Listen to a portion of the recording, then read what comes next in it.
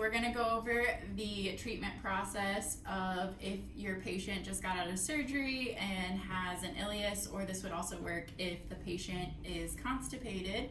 So one of the first things that we can do is treating the OA, and the reason why you would want to do this is if there's something going on with the dysfunction of the bone that's impinging on your parasympathetics from working properly. So whether in the case of an ileus or the constipation, you want to encourage the parasympathetics.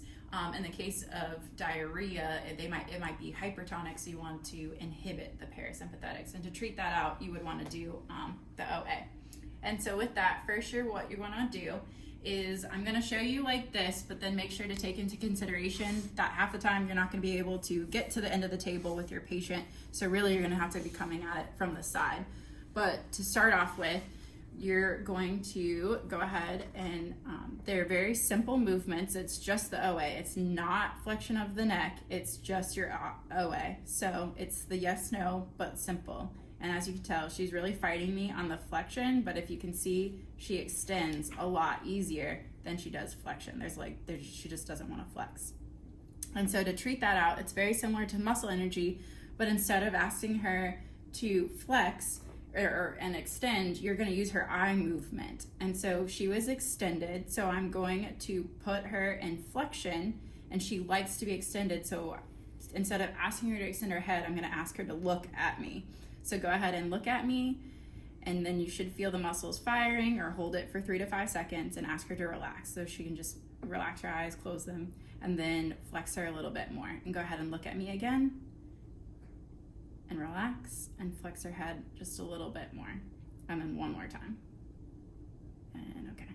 And then just flex it a little bit more. And as you can see, there's not a lot of movement because it is your OA.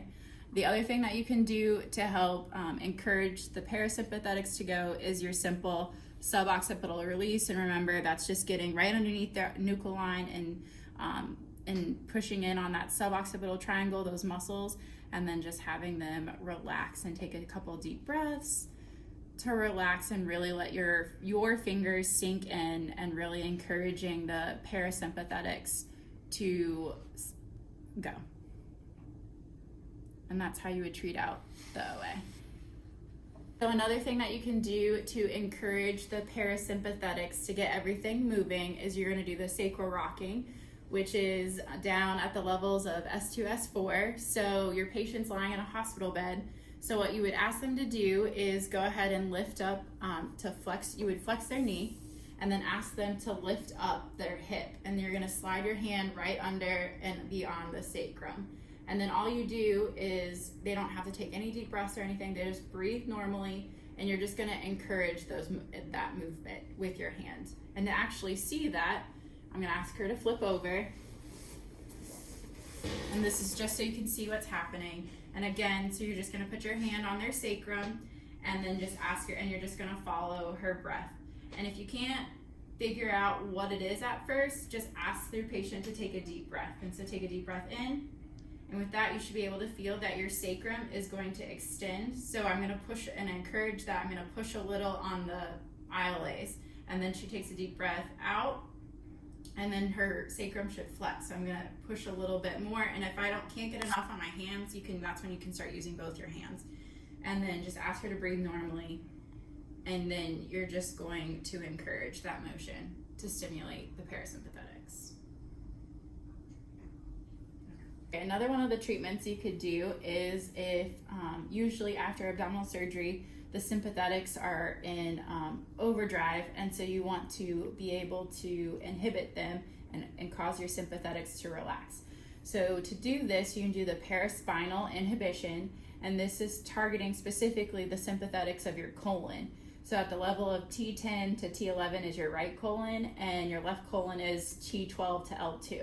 So you're going to be more in the lower part of your spine. So you're going to come under, and again, it's paraspinal. So one way to easily find that landmark is find your patient's spine, and then come right off of it. And then the motion, so you can see, is I found the spine as processes. I come right off of it, and it's an upward and traction out motion. And again, you want to make sure that you maintain that upward pressure throughout your traction because you don't want to slide on their skin and give them a strawberry patch. So you should be able to see them lift up a little bit on the side, and as you can see, I can kind of lift up the side of her. It's very subtle, but she is lifting up, and that's how much pressure you need. So again, it's up and then an outward traction to inhibit those inhibit the paraspinal muscles that right underneath them is your sympathetic trunk. Another way you can get the sympathetics to calm down is to actually hit them at the ganglion. And so remember, for your stomach, you have the superior mesenteric, your celiac trunk, and inferior mesenteric ganglions. And so the one right underneath the xiphoid is going to be your celiac trunk. The one just above your umbilicus is your inferior mesenteric trunk, and then in the middle will be your superior. And so what you're feeling for here is if there's any tightness in one of them, or it could be all of them, and if they are tight, let's say that she's tight in her superior mesenteric, you can go with one finger, but it is tight and it's uncomfortable with the patient. So to encourage it and to like feel a little bit more comfortable on your patient, go ahead and use 3 fingers. And that's that idea that Carl was talking about, like as a blade, and you are just gonna push down, and you want to push down. You don't want to just push down because it is uncomfortable. So you kind of want to be able to slowly push down, and you can kind of go with their breathing a little bit. So when they breathe in, it's going to fight you. The abdominal muscles are going to fight you. But when they breathe out, you should be able to go down a little bit. And you're just going to push that in and it's a direct kind of soft tissue technique to kind of work that tightness out. And you can do a little bit of a circular motion, or this is the idea of your fascia. So does it like to go one way or the other? Does it like to go one side or up and down? But you're just trying to encourage that tightness to leave. For the abdominal mesenteries, the idea of this is your mesenteries have your blood vessels, and it has your lymphatics and its interstitium, so it holds a lot of fluid. And so a lot of fluid can get trapped in the mesentery. So you want to encourage that fluid to leave if it's really a distended abdomen. And so by one way of doing that is literally compressing and squeezing that fluid out of the mesenteries. So with this, you have to think about the anatomy of the stomach. So what happens is you have your ascending colon, and the cecum's at the bottom with the ileum from the small intestine. So then your small intestines fold over like this. So to encourage them to squeeze out, you're going to pull them this way and squeeze the small intestines and that mesentery and squeeze the fluid out. So what you would do for this is you're not going to come all the way over, because remember your descending is over here, so slightly right over here. And if the abdomen is tight because of the sympathetics, or your patient is guarding for whatever reason, you can ask them to flex their knees, and that loosens up the abdominal muscles. Another way you can do this too is to make sure you get deep enough, is you ask the patient to take a deep breath in and then a deep breath out, and then as they take a breath out, push down and follow that breath in, and you should be able to get a little bit deeper with it being more comfortable for the patient.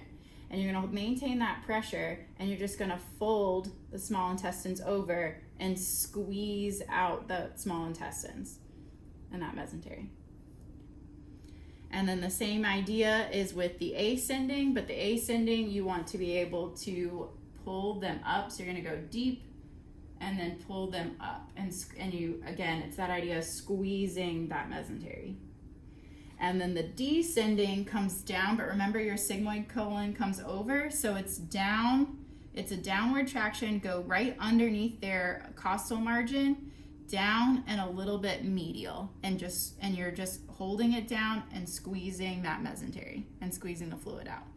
And it should be it's a little uncomfortable with your patient, because it's a weird sensation of you literally like squeezing their abdomen, but it shouldn't be painful. If it's painful at any point, talk to your patient and try it again. Okay, so another thing that you can do to help encourage everything to move is physically to encourage everything to move with colonic milking. And so the main thing with this is you want to make sure that you actually start at the end. because if something's blocked up down here in the sigmoid colon, you don't want to move everything through and just keep it and hinder it at the block, because then that can lead to the explosion. So instead, you want to start at the end instead of end of the colon. So again, remember your anatomy, your sigmoid colon kind of wraps around like this. So you'd start at your sigmoid, and again, you're just gonna push down and then just encourage it through. And in a normal person, if they actually have the bowel backed up, you can actually feel where the constipation is. So then once you move through the sigmoid, then you start a little bit, every time you go, you're gonna start a little bit further up. So you've got the descending.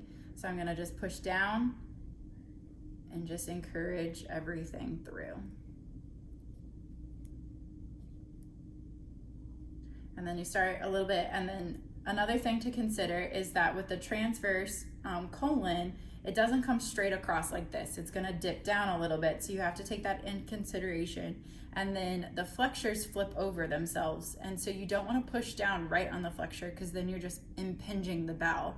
So you want to go slightly over the flexure and then push down and then pull through the flexure, so that way you are not just causing another impingement. And again, just push down and you're just encouraging everything to move through.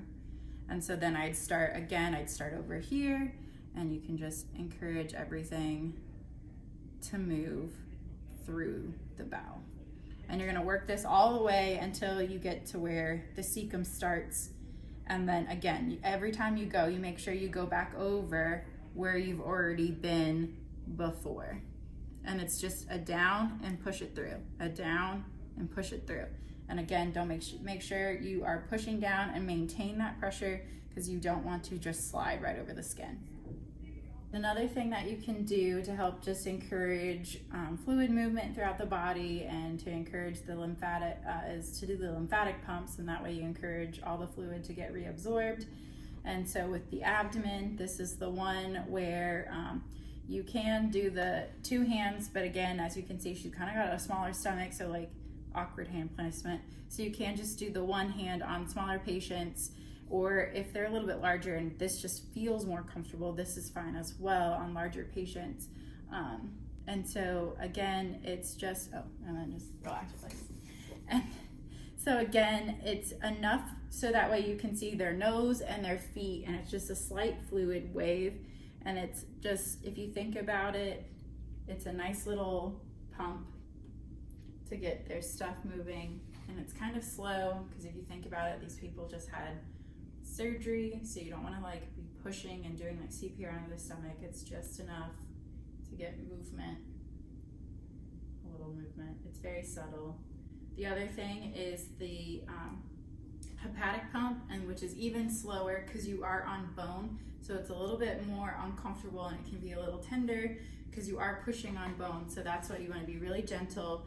And so with this one, it's kind of just sinking in and encouraging the fluid to move through the liver.